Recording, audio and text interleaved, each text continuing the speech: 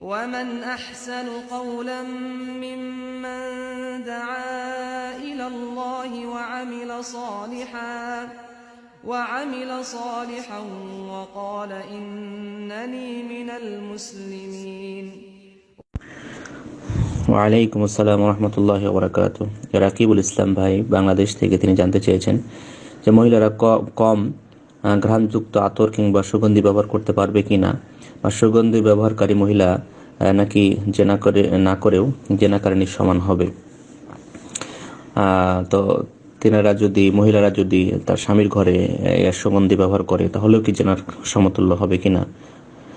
এবং তিনি আরো জানতে চেয়েছেন যে সমাজের অনেক বয়স্ক লোক মনে করেন যে রাসূল যে আতরের কথা বলেছেন আর বর্তমান যুগে পাওয়া যে পারফিউম সেটা এক নয়, বরং পারফিউম ব্যবহার করে মহিলারা বাইরে যেতে পারবে।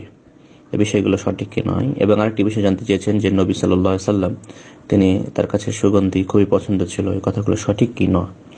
জি আলহামদুলিল্লাহ, গুরুত্বপূর্ণ প্রশ্ন করেছেন, অনেক লম্বা প্রশ্ন। যাই হোক, তো এ ব্যাপারে আমরা জানতে পারি রাসূল সাল্লাল্লাহু আলাইহি ওয়াসাল্লাম ওই সমস্ত নারীদের ব্যাপারে বলেছেন যারা বাইরে সুগন্ধি পরে যায়, যে সুগন্ধির কারণে অন্য পুরুষ তার প্রতি আকৃষ্ট হতে পারে।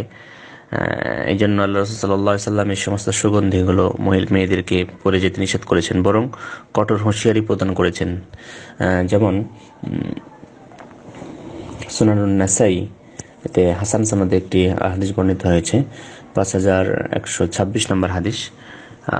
সেখানে বলা হচ্ছে রাসূল সাল্লাল্লাহু আলাইহি ওয়াসাল্লাম বলেছেন, আইয়ুমা ইমরাআতিন ইস্তা'তারাত ফামাররাত আলা কওমিন লিয়াজিদু মিন রিহিহা ফাহিয়া জানিয়াতুন। যে সমস্ত মহিলারা আতর বা সুগন্ধি ব্যবহার করার পরে কোনো কওমের কাছ দিয়ে যায়, যার কারণে সেখান থেকে সে সমস্ত কওমেরা সুগন্ধি পেয়ে যায়, তার ঘ্রাণ নেই, ফাহিয়া জানিয়াতুন, তাহলে সেই মহিলাটি সুগন্ধি করে বাইরে আসার কারণে এবং তার ঘ্রাণ অন্যরা গ্রহণ করার কারণে সে জানি বা জেনাকারিনী হিসেবে বিবেচিত হবে। সে জেনা না করেও জেনাকারিনী হিসেবে বিবেচিত এই জন্যই হবে যে তার সুগন্ধের কারণে অন্য পুরুষেরা আকৃষ্ট হয়েছে, অন্য পুরুষেরা খারাপ মন্তব্য কুমতলব তারা মনের মধ্যে গেঁথেছে, যার কারণে এটা জেনার সমতুল্য হয়ে যাবে। আর এটা হচ্ছে যে মহিলারা যদি বাহিরে স্বামী ছাড়া অন্য কাউকে প্রদর্শন করার জন্য এটা করে তাহলে জেনাকারীর সমতুল্য হবে। তবে মহিলারা যদি স্বামীর ঘরে এটা করে থাকে, স্বামীর কাছে শুধু সুগন্ধি কেন, স্বামীকে সর্বাঙ্গ দেখানো, স্বামীর জন্য সেজে গুজে থাকা, যত পারা যায় তার কাছে সেজে গুজে থাকতে কোনো অসুবিধা নেই, বরং এটাই তার জন্য উচিত। স্বামীর কাছে সুগন্ধি মেখে বা সেজে গুজে থাকা, এটা তার জন্য বেশি উপযুক্ত এবং এটা তার জন্য বেশি ভালো। এটাতে সে কখনো জেনাকারী হিসেবে গণ্য হবে না, বরং এটা তাদের জন্য বলা হয়েছে যে সুগন্ধি পরে সুগন্ধি মেখে বাইরে যায়, তাদেরকে জেনাকারী হিসাবে গণ্য করা হবে। আর একটি বিষয় জানতে চেয়েছেন সমাজে প্রাপ্ত যে পারফিউম, আসলে পারফিউমগুলো সুগন্ধির সমপর্যায়ে, এটা যে নামই ডাকি না কেন আমরা, কারণ আতর মাখলে যেমন ঘ্রাণ বের হয়, সুগন্ধি পারফিউম মাখলেও তেমন কিন্তু ঘ্রাণ বের হয়। সুতরাং একটা মহিলা যখন পারফিউম পরে যাবে তখন সুগন্ধিতে যেমন আকৃষ্ট করে পারফিউম, আতরে যেমন আকৃষ্ট করে, পারফিউম মাখলেও কিন্তু অন্য পুরুষকে আকৃষ্ট করবে। তাই সবগুলো একই সমান।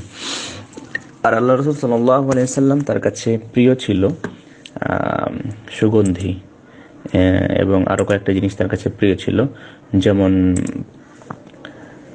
সুনানুন নাসাইতে 3939 নম্বর হাদিস। এখানে আনাস রাদিয়াল্লাহু তাআলা আনহু থেকে একটি হাদিস বর্ণিত হয়েছে। আল্লাহ রাসূল সাল্লাল্লাহু আলাইহি ওয়াসাল্লাম বলছেন যে হুব্বিবা ইলাইয়া মিনাদ দুনিয়া আন-নিসা, আমার কাছে প্রিয়, সবচেয়ে বেশি আমার কাছে প্রিয় করা হয়েছে দুনিয়াতে মহিলাদেরকে, ওয়াতিবু এবং সুগন্ধিকে, ওয়া জুইলা কুররাতু আইনি ফিস সালাহ, এবং আমার জন্য সালাতের সময় চক্ষু শীতল করাকে সবচেয়ে প্রিয় করা হয়েছে। তাই হাদিস থেকে বোঝা যাচ্ছে যে আল্লাহ সাল্লাল্লাহু আলাইহি ওয়াসাল্লামের কাছে সুগন্ধি প্রিয় ছিল। আশা করি উত্তরটা পেয়েছেন। আল্লাহু আ'লাম বিস-সাওয়াব। আসসালামু আলাইকুম ওয়া রাহমাতুল্লাহ।